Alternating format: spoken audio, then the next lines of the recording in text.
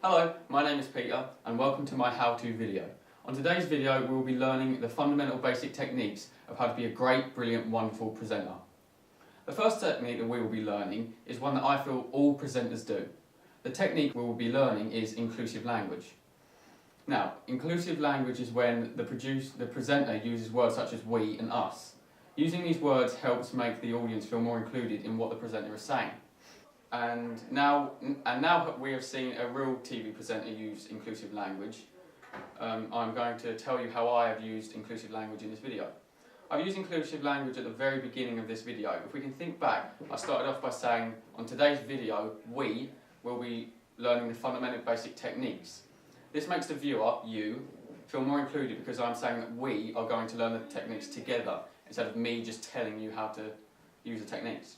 So, now that we understand what inclusive language is, you should be able to spot when I'm using it in this video. We all know who Stephen Fry is, right?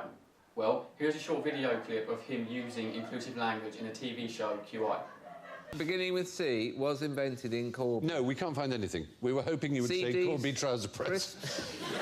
Now, the second technique we are going to learn will probably be the most simplest of all techniques.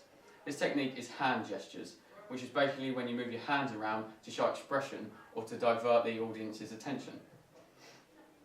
Now, I know what you're thinking, you know what hand gestures are and you really don't need to learn them, but it is important to know when to use them at the appropriate times.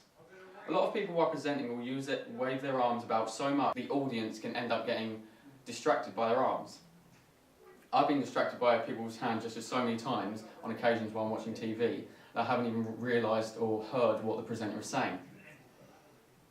An example of when to use hand gestures appropriately would be, for instance, when you have a demonstration and you want to take the audience's attention away from you and onto the demonstration.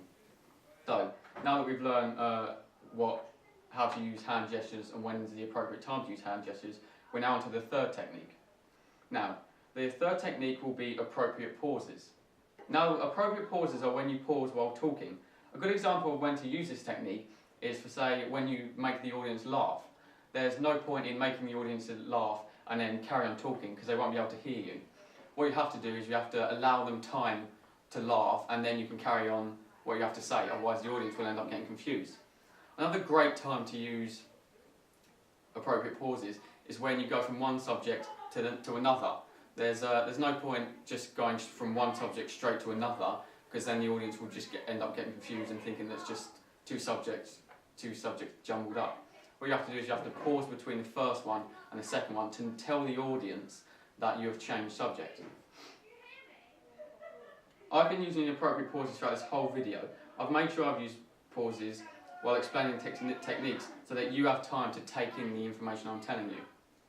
So now that you know 3 of the important techniques, it's now onto the final one, which I personally feel is a really, really great technique. The technique I'm talking about is rapport. Now, rapport is when one person, e.g. the presenter, you, will say something directly to the audience that makes certain audience members feel the same way as you do. Radio presenters and TV presenters, for example, use rapport all the time because it helps the audience feel like they are on the same wavelength as them, which then makes the audience feel a lot more included in the discussion.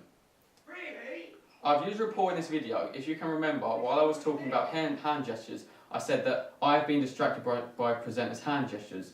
I included this to make the viewers, you, to know that you aren't the only ones that have been distracted by hand gestures as well. So I said that to make both of us feel like we're on the same wavelength. So unfortunately that is all we have time for. It's the end of the video. I hope I helped and helps you to learn a lot more new techniques. I've been your presenter. Thanks. Bye.